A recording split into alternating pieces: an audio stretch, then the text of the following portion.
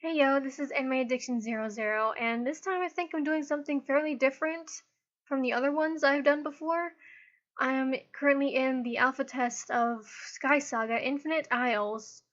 I like to call it an MMO light, but it's mostly, from what you can tell just by graphic wise, you'd probably want to call it a Minecraft clone, and that's essentially what it is, just at the surface. Everything's all blocky looking, and you mine for resources and build stuff and customize things. But of course, as you see on my homeworld that you get your own individual homeworld.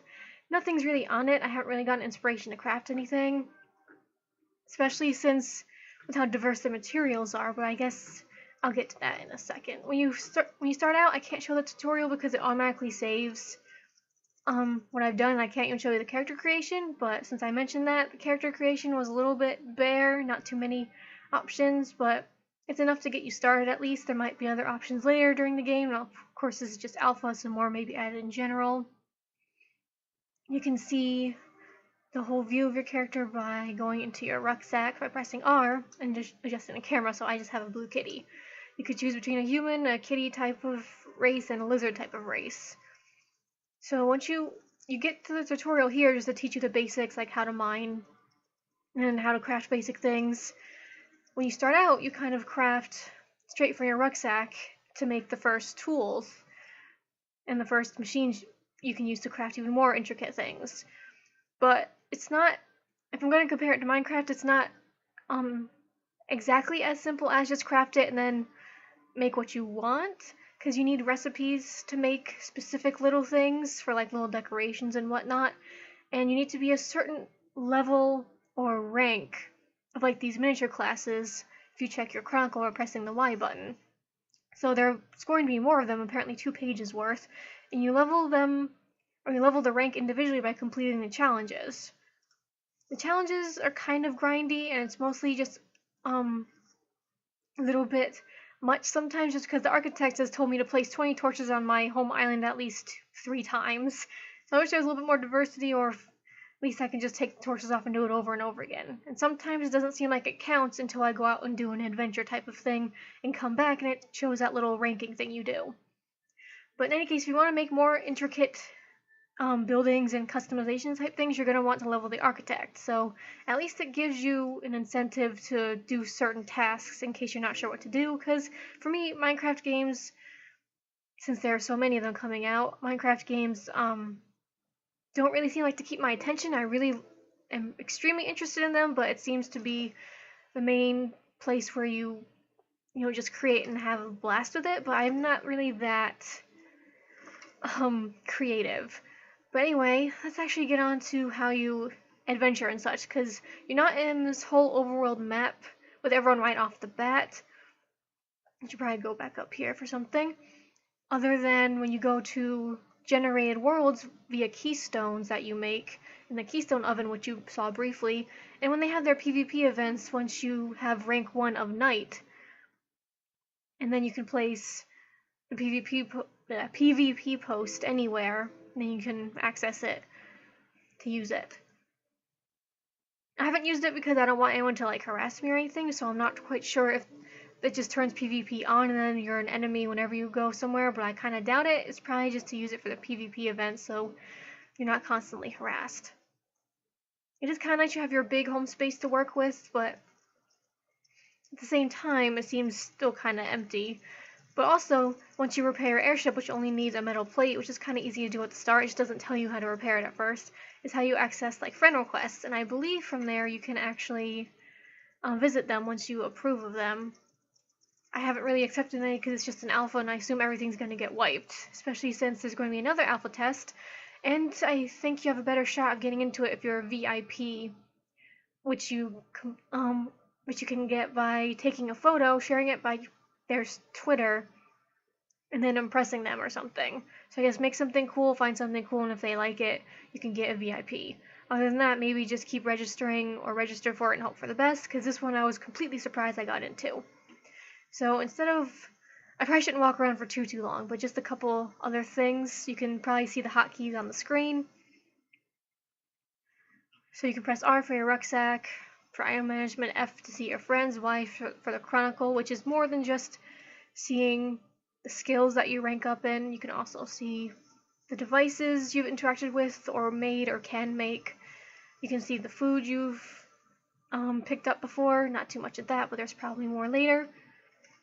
Or the materials you found or interacted with so far, excuse me. And let's see. I can also show you the tools and weapons and armor. Also, while you're in your rucksack, you can press Y for more information and it can tell you what it will make.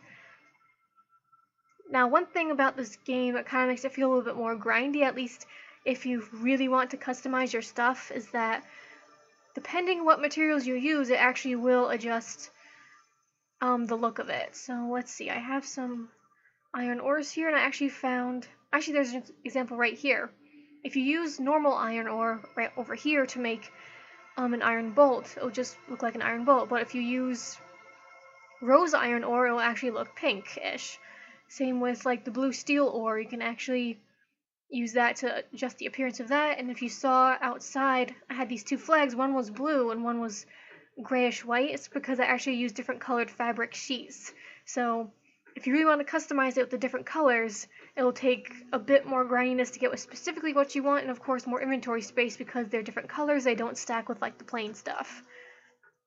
As I said, with the recipes, you actually have to level up your architect or your explorer or anything to make more intricate things. Sometimes you need explorer to even learn to make a hay bale, excuse me. So if you're not sure what to do with adventuring, you check your mailbox outside and you get a daily adventure keystone. And you also get a gift that you can pick from these 3 boxes whenever you up your rank in something. I think I already have that, but I just take it anyway. Since the Explorers Guild will give you a keystone for a challenge every day, and if you complete it and go through the exit portal, you'll get rewarded at the end, which is usually a recipe and some materials, like I just was gifted in that last one, but I don't want this. Yeah, I already know this recipe, so nope. So just get over to the crafting type stuff, and then I should probably actually go into a world so you can see where you actually will be doing most of your work. So your homeworld, you have a whole bunch of iron ore over here. I mostly excavated it into equip stuff. You just go to your rucksack and then drag and drop something down here. You can press the number keys it's associated with, and then you can use either the right or the left mouse button. I like that you can have left or right mouse buttons so you can equip essentially more stuff depending on what it is. But depending on weapons, you can equip the sword and shield, or you can equip like a mace and a shield, or you can equip a big two-handed club or something to take up both slots. So at the very least, I like how you can always be holding a torch while you're mining for some basic stuff. And this is the basic one it comes with. It mines kind of slow-ish, but in a way I kind of like how you don't flail it around, it just mines for you. You actually have impact and you can see it crumbling, and even though I have everything on lower details, it still looks pretty nice with the rounded art style and with the brick textures and whatnot. So I think it looks pretty nice, even though it has the blocky look. But of course you can make better picks. There's not too many you can make at the moment, unless I just haven't found it, because I haven't gotten to play too much. But this one does mine faster with like the animation, and also just breaks the blocks quicker in general if you want to mine quickly. But that one does have a durability, so at least you'll always have your stone pickaxe to fall back on because it will never break. Of course it will be slower. Anyway, again, crafting things. You use the anvil to make tools, to make armor and weapons and such things like that, and apparently traps. I learned that from getting level 1 at night or something, or I found it in the overworld or whatever. The forge you use to smelt a whole bunch of iron goods.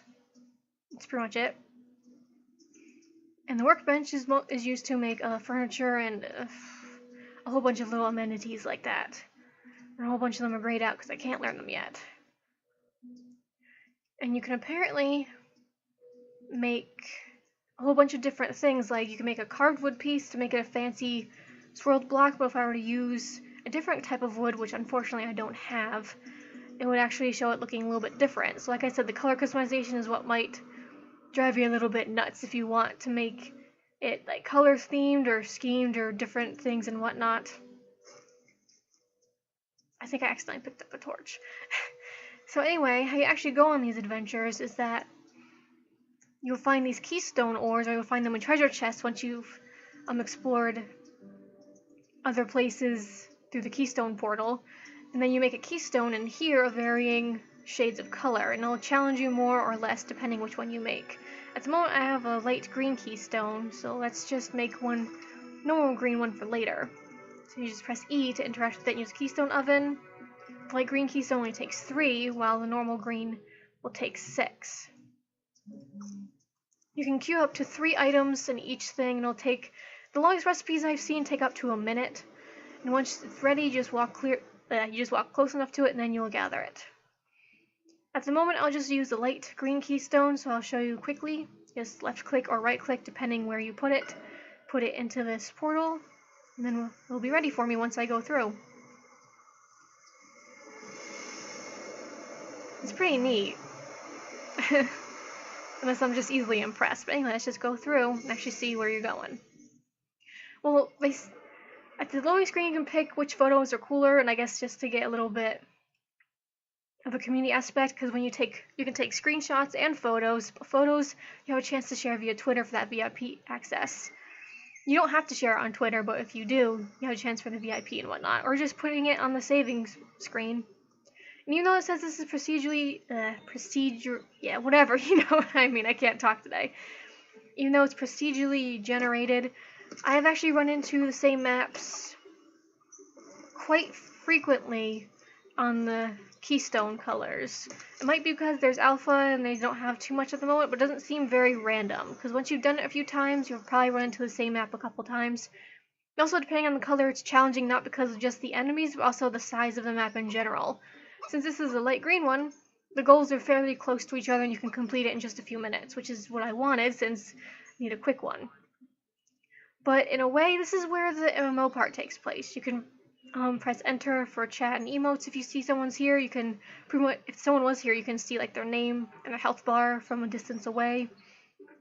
It'll also tell you if someone entered or left the world. The somewhat bad thing about it is that since it's a shared world, if someone else is pretty much taking all the resources and killing all the people and taking everything, other people who come in won't have anything to take either. So because it's a shared world, it's almost like first come, first serve, even if you can't really help it when you get dropped into that world or not.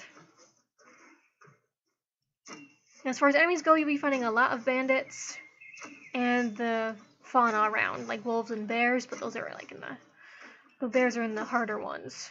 But it's mostly bandits in the high mob oh god, I got too much attention. The bow works fine, but I'll say for the combat, if the distance is a little weird, like he was a distance away, so I'm not sure if there's lag or if there's a distance problem with it. And timing is very hard to do. I've actually tried to do it without just rapidly clicking my mouse, but the timing just doesn't work. I can at least go up to 2. Then again, maybe I just flail it around because I can't really focus with timing when they're trying to hit me in the face.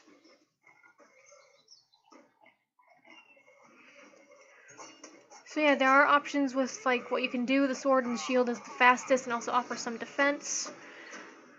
And if I had the club, I wouldn't have any defense, but I'd probably have more power but very slow.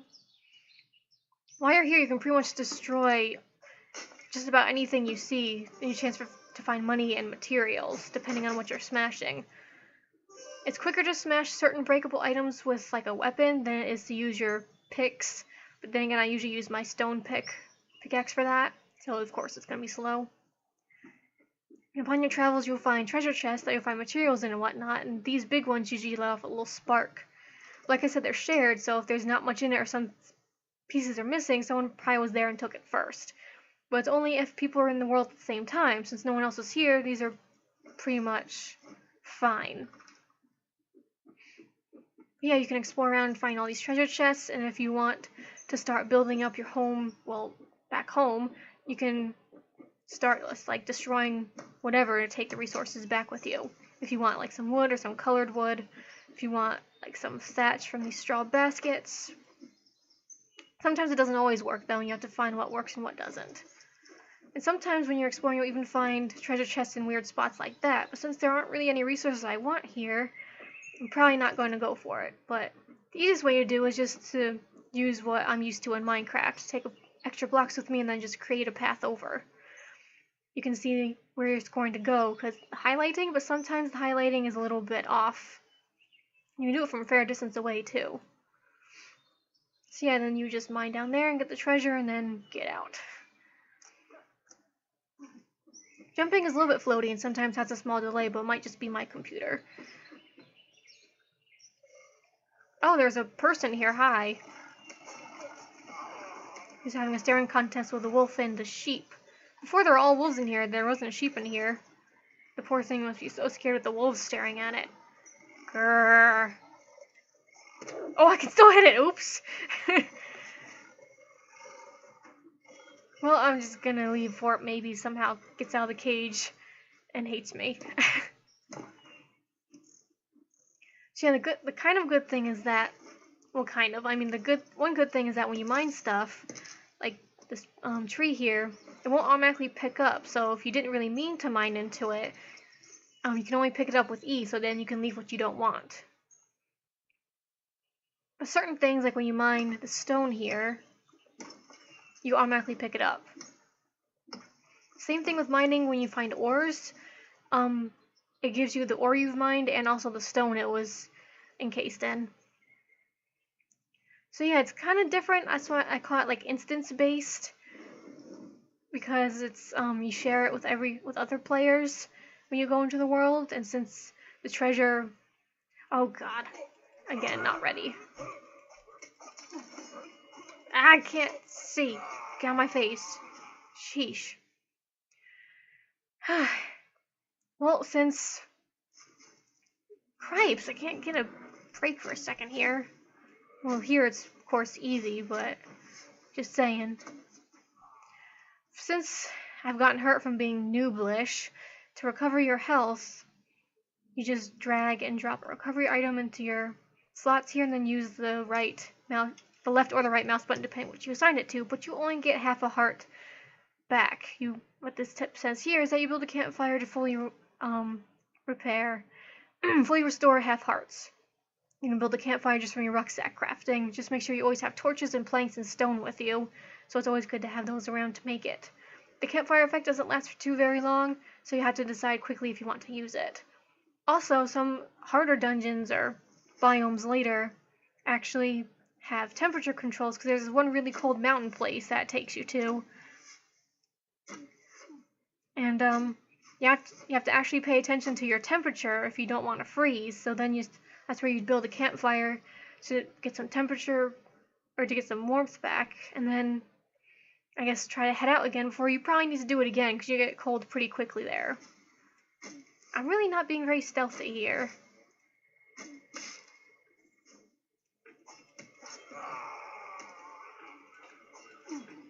Yeah. I forgot what I was saying now because these guys are just coming.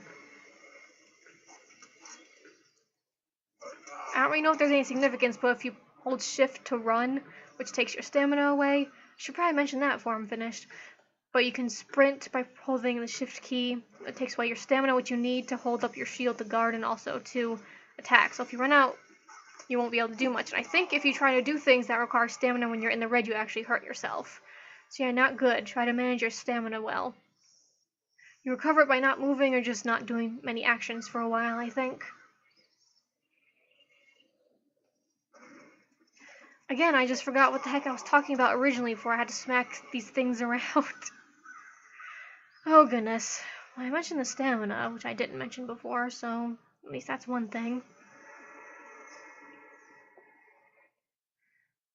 I mentioned that you can get the blocks from here. So yeah, sorry that there's not too much information or I can show you many impressive things. I'm not really good at these games, but I keep trying them, hoping I'll find one that I really like. And even if I can't build something extravagant to show off, at least I might have those little tasks to do so I can level up my ranks and whatnot. Oh yeah, the exit portal's here. You can choose to press escape and then go home from that menu if you're not sure what to do in a world. or if you pick a world that's too hard for you and you can't stay.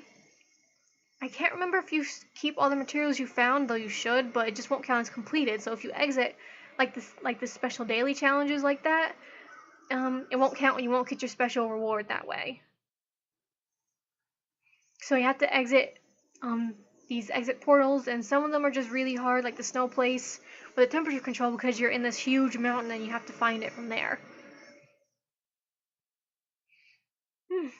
So yeah, I think I pretty much covered the basics of this, and again, sorry I didn't really have much to say, but at least there'll be a slightly quicker one this time.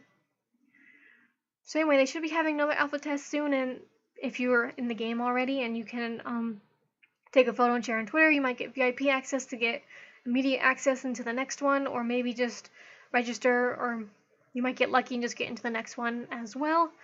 So, in any case, I think this is one to keep an eye on if you like these kind of voxel, randomly generated blocky games that allow you to craft and such. And it does have the good customization with the different colors to all the small details, with just the color of the stones and whatnot and the ores, although I'm not sure if it will drive you nuts because of all that. But then again, maybe all the collection's worth it. That's usually where the time comes from this game, at least personally for me. I can just lose hours mining because I found a whole bunch of ore in a world and I wasn't even close to finding the exit portal. So just one adventure alone in the Keystone portal can take a long time. Well, anyway guys, bye.